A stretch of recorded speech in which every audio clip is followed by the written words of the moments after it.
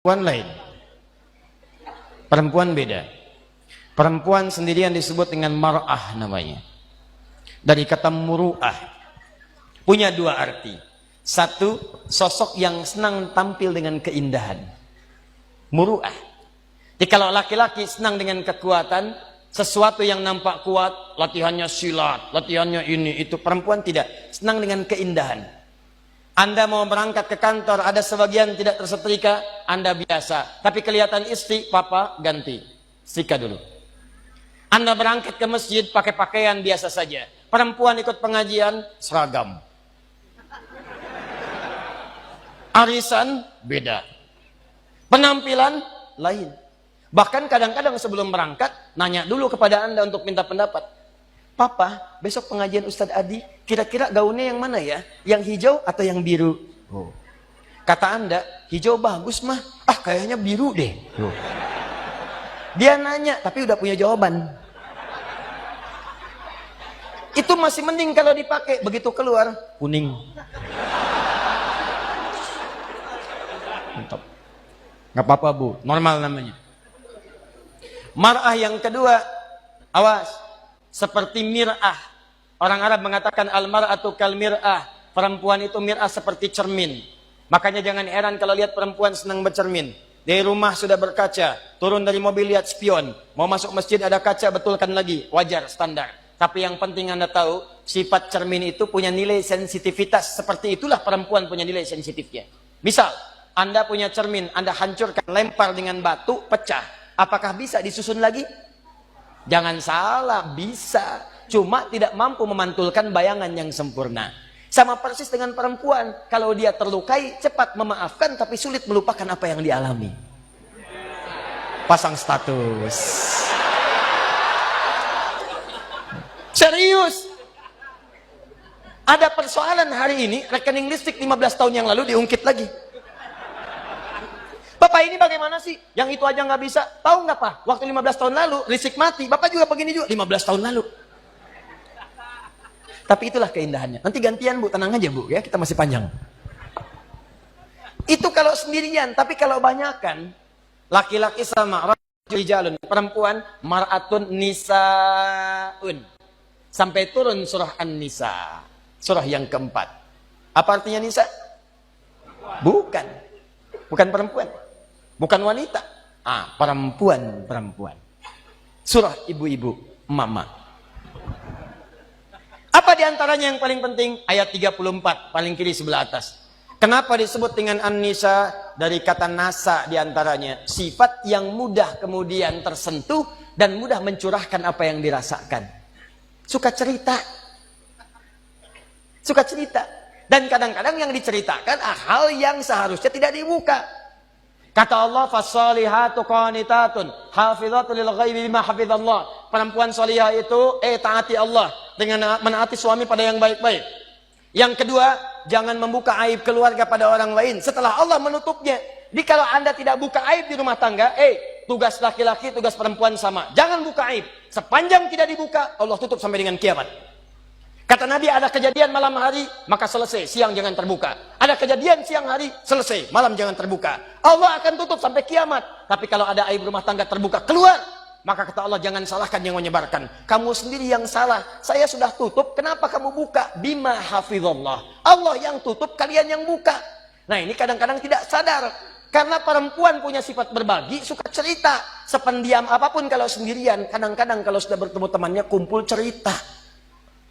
Sifatnya pengajian, begitu kumpul bertemu dengan kawan, mulai bertanya, "Ukhti apa kabar?" "Baik." "Sehat?" "Sehat." "Suami bagaimana?" "Di situ masalahnya." "Masalah." "Ih, nggak nyangka ya?" "Nyangka."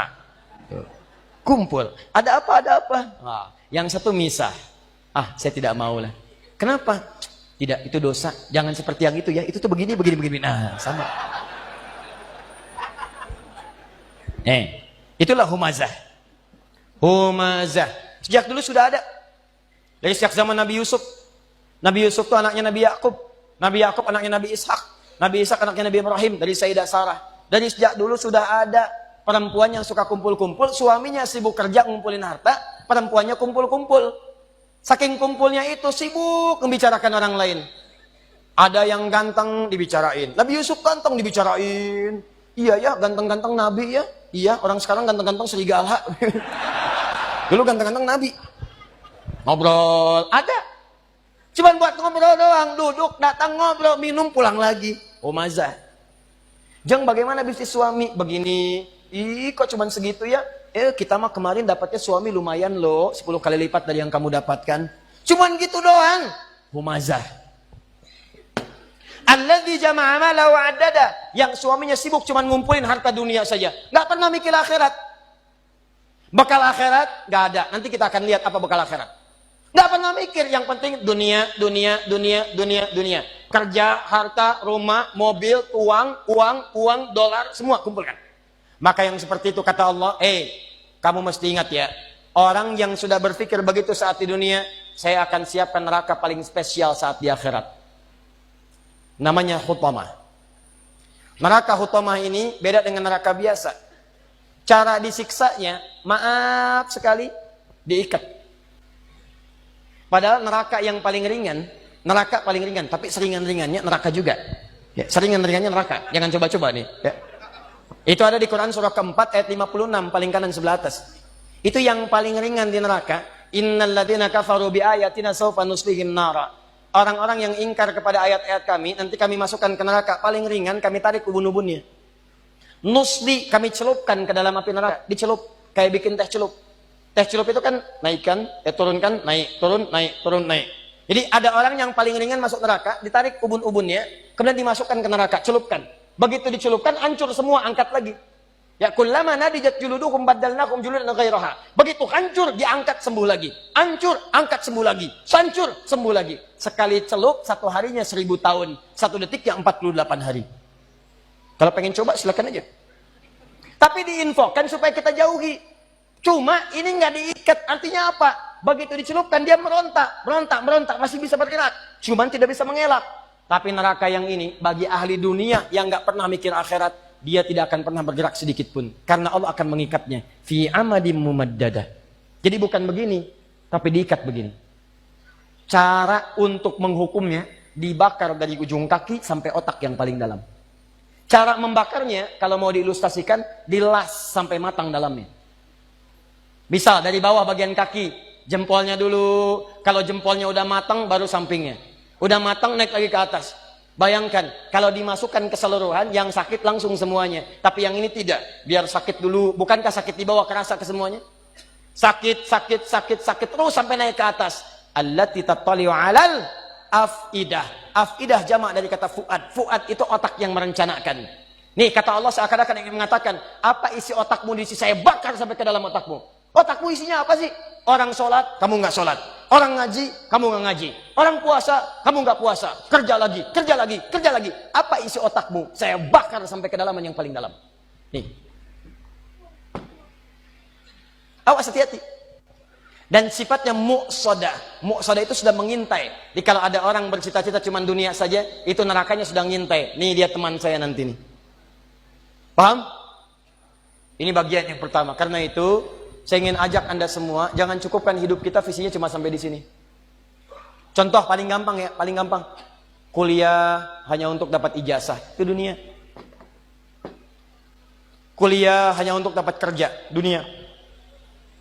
Nikah hanya untuk bisa mengeluarkan hasrat seksual, dunia. Dapat handphone hanya untuk pasang status, dunia. Maaf, dapat pakaian hanya untuk tampil mewah gaya, itu dunia. Kalau Anda ingin siapkan sampai bekal yang terakhir, dan ini bagian akhir pembahasan kita, Ustadz, saya tahu saya akan meninggalkan dunia. Saya pengennya, semua bekal saya bisa dibawa ke alam kubur, sampai dengan ke akhirat. Bagaimana caranya? Bahkan kalau Anda berhasil menyiapkan cara ini, jangankan sampai ke akhirat, Anda meninggalkan dunia, langsung disambut langsung oleh Allah, melalui nikmat-nikmat di alam kubur yang lebih banyak daripada nikmat dunia. Yang kalau Anda dapatkan nikmat di sini, ini belum ke akhirat. Anda punya bekal akhirat di alam kubur sudah dimuliakan. Dunianya ditinggalkan, tapi Allah berikan nikmat akhiratnya dan diberikan pendahuluan di alam kuburnya. Saking dahsyatnya, ada di antara mereka kata Allah, yang kalau bisa, artinya nggak bisa. Kalau mereka mampu, mereka akan balik lagi kepada keluarga yang sedang nangis, yang sedang sedih. Kata mereka, kalian jangan nangis ya, jangan sedih, jangan takut. Kalau bisa, cepat ke sini. Di sini lebih enak daripada di situ. Silakan lihat anak-anak Palestina. Sekali-kali perhatikanlah mereka. 4 tahun, 5 tahun, tiba-tiba ada yang wafat di antara mereka. Lihat wajahnya. Apakah ada wafat di antara mereka yang wajahnya sedih? Tidak. Senyum, bira. Perhatikan jika seseorang wafat, maka keluarganya, Allahu Akbar. Ada yang memberikan manisan, ada yang memberikan gula-gula, dan mengatakan Alhamdulillah, mereka sudah menerima janji Allah.